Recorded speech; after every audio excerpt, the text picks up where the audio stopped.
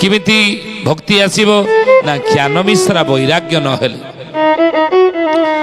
ज्ञान मिश्रा वैराग्य हेले भक्ति भगवान के प्रति आसीबो।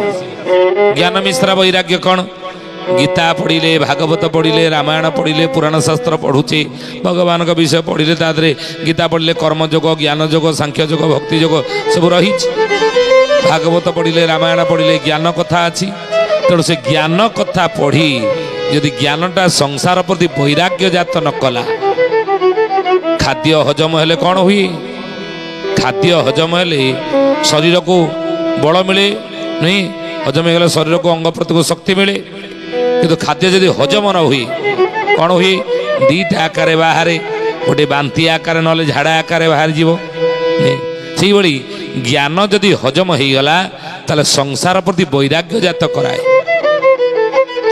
जदि ज्ञान जदि हजम नहला ताले दीटा बाटर बाहर कौन कौन गीता भागवत रामायण सब जगह पड़ी हजम हलानी कौन हम पैरा संसार दीटा बाटर बाहर गोटा अहंकार जात कर आउ कौन ना अनेक पागल भलिया करदेव हजम न हेले ज्ञान कि ज्ञान हजम हेले संसार प्रति वैराग्य जात कर बुझे आ वैराग्य जात हेले संसार प्रति भगवान के प्रति प्रभु प्रति भक्ति अंतरे आस भक्ति आसी आ भक्ति आसिले कौन हो ना भक्तिर भाव उदय हुई भावरो भ्रांति खंडन भावरो भ्रांति खंडन हे सुजने भावरो भ्रांति खंडन भ्रांति ना सहेले मुक्ति लभिबु सुण रे ब्रज कुमार सुण सुजने गुणी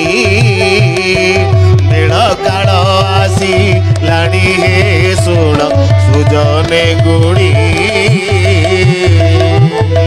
कहले भक्ति आसिले ज्ञान मिश्रा वैराग्य हेले भक्ति आसीबो आ भक्ति आसिले कौन हम भक्ति आसिले भावर उदय हम भगवान भाव गोविंद कथा हृदय गति न पशे पुलक आनंदे जेबे बा पशई हृदय नयनु अश्रुता न झरे यदि गोविंद को कथा शुणिला बेले पढ़िला बेले आखिर लुह गड़ीगला लुह गड़िला जानवे भाव आसी जाइए भगवान प्रति नहीं यदि शुणीचे प्रभु कथा पढ़ुचे प्रभु कथा लीला आखिर लुहा आसला नहीं भाव आसे नहीं तेणु भक्ति आसिले भाव आसो भक्ति आसिले भाव आसो आ भाव आसिले कौन आसो भ्रांति खंडन हो राम अलगा कृष्ण अलगा हनुमान अलगा ता गुरु अलगा मो गुरु अलगा अच्युतानंद महापुरुष मालिकार ये कथा लिखी नहीं बोले बाबू रे समय आसो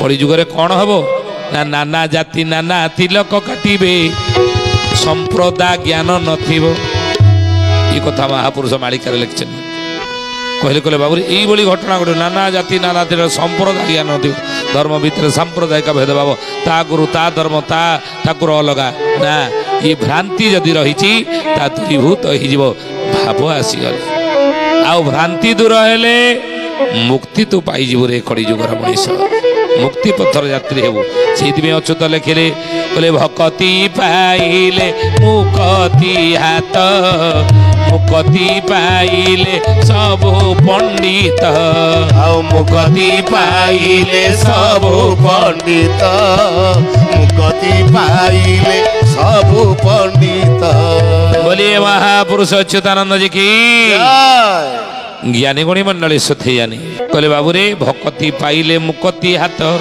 मुक्ति पाइले सबु पंडित जे मुक्ति पाइला जानिबे जे पंडित थिला बेले मुक्ति पाइछे ना नहीं नले पाइ न था आओ मन शिक्षा रे से दिबे कहले कहले मुक्ति चारि परकार सालोक्य सारो व्यभिचार आओ गोविंद गोविंद गोविंद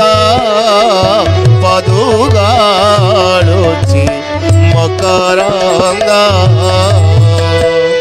ज्ञानी गुणी मंडल जो मुक्ति मुक्ति मुक्ति आम कहूचे मुक्तिटा केते प्रकार मुक्ति ना महापुरुष कहले मुक्ति चारि प्रकार कौन कौन एक रोजी सालोक्य मूर्ति मुक्ति ଦୁଇ ରହୁଛି ସାରୂପ୍ୟ ମୁକ୍ତି।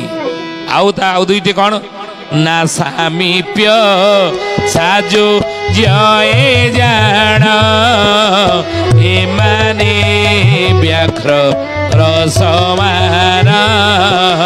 ଗୋବିନ୍ଦ ଗୋବିନ୍ଦ ଗୋବିନ୍ଦ ପଦୁ ଗାଳୁଛି ମକରନ୍ଦ।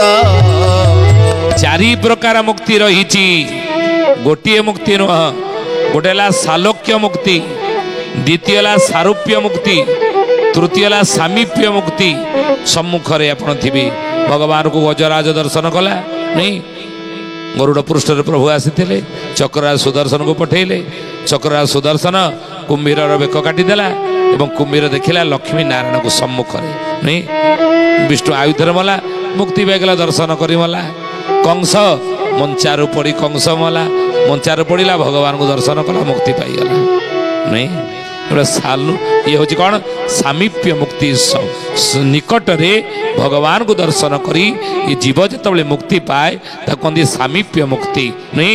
ତେଣୁ ମୁକ୍ତି ଚାରି ମତ ହୋଇ ମହାକଠିନ ସାଧ୍ୟ ନୋହି। ଗୋବିନ୍ଦ ଗୋବିନ୍ଦ ଗୋବିନ୍ଦ ପଦୁ ଗାଳୁଛି ମକରନ୍ଦ। ମୁକ୍ତି ଏ ଚାରି ମତ ହୋଇ ମହାକଠିନ ସାଧ୍ୟ ନହି। ଏ ମହାକଠିନ ମୁକ୍ତି ସହଜେ ସାଧ୍ୟ ହୁଏ ନାହିଁ। ତେଣୁ ପ୍ରତ୍ୟେକ ଧର୍ମର ଚରମ ଲକ୍ଷ୍ୟ ହେଉଛି କ'ଣ ମୁକ୍ତି। ଯେତେ ଧର୍ମ ହେଇଥାଉ, ଇସାଇ ଧର୍ମ କୁହନ୍ତୁ, ଖ୍ରୀଷ୍ଟିଆନ ଧର୍ମ କୁହନ୍ତୁ, ଜୈନ ଧର୍ମ କୁହନ୍ତୁ, ବୌଦ୍ଧ ଧର୍ମ କୁହନ୍ତୁ, ହିନ୍ଦୁ ଧର୍ମ କୁହନ୍ତୁ, ଯେତେ ଧର୍ମ ସବୁ ରହିଛି, ଇଏ ସବୁ ଧର୍ମର ଚରମ ଲକ୍ଷ୍ୟ ହେଲା କ'ଣ ମୁକ୍ତି ନିର୍ବାଣ। ସବୁ ଧର୍ମର ଚରମ ଲକ୍ଷ୍ୟ ହେଉଛି ମୁକ୍ତି ବା ନିର୍ବାଣ। ଆଉ ଓଡ଼ିଶୀ ବୈଷ୍ଣବ ଧର୍ମର ଲକ୍ଷ୍ୟସ୍ଥଳ ମଧ୍ୟ ଏ ମୁକ୍ତି ବା ମୋକ୍ଷ। ବୈଷ୍ଣବ ଧର୍ମରେ ଚାରି ପ୍ରକାର ମୁକ୍ତି ରହିଛି, କ'ଣ ନା ସାରୂପ୍ୟ, ସାମୀପ୍ୟ, ସାଲୋକ୍ୟ ଏବଂ ସାଯୁଜ୍ୟ। ପଞ୍ଚସଖା ମାନେ ଥିଲେ କ'ଣ ନା ସାଯୁଜ୍ୟ ମୁକ୍ତିର ଉପାସକ। ପଞ୍ଚସଖା ମାନେ ସାଯୁଜ୍ୟ ମୁକ୍ତିର ଉପାସକ ଥିଲେ। ତେଣୁ ମହାପୁରୁଷ ସେଇଥିପାଇଁ କହିଲେ ମୁକ୍ତି ଏ ଚାରି ମତ ହୋଇ ମହାକଠିନ ସାଧ୍ୟ ନହି। ମହାକଠିନ ସହଜେ ସାଧ୍ୟ କରି ହୁଏ ନାହିଁ, କିନ୍ତୁ ତାକୁ ଠିକ୍ ଢଙ୍ଗରେ ଯଦି ଈଶ୍ୱର ଅନୁଗାମୀ ହୋଇ ଭଗବତ ଚିନ୍ତନରେ ସବୁବେଳେ ରହିବା। ସରଦ୍ୱାରା ସଂସାର କର୍ମ କରୁଥିବା ଅଚ୍ୟୁତ ଲେଖିଲେ କି ବାର ଦୁଃଖ ବହି ମୋର ସୁଖ ନାହିଁ ସଦା ବ୍ରହ୍ମରେ ଭାସିବି। ସଦା ବ୍ରହ୍ମରେ ଭାସିବି ମହାପ୍ରଭୁ, ସଦା ବ୍ରହ୍ମରେ ଭାସିବି। ପ୍ରଭୁ ପ୍ରଭୁ ହୋଇ ଦିନ ଦୁଃଖୀ ହେବି, ସକଳ ଦ୍ରବ୍ୟ ଦେବି। ଶୁଣ ସୁଜନେ ଗୁଣି ବେଳ କାଳ ଆସି ଲାଡ଼ି ହେ, ଶୁଣ ସୁଜନେ ଗୁଣି। ବାର ଦୁଃଖ ବହି ମୋର ସୁଖ ନାହିଁ ସଦା ବ୍ରହ୍ମରେ ଭାସିବି।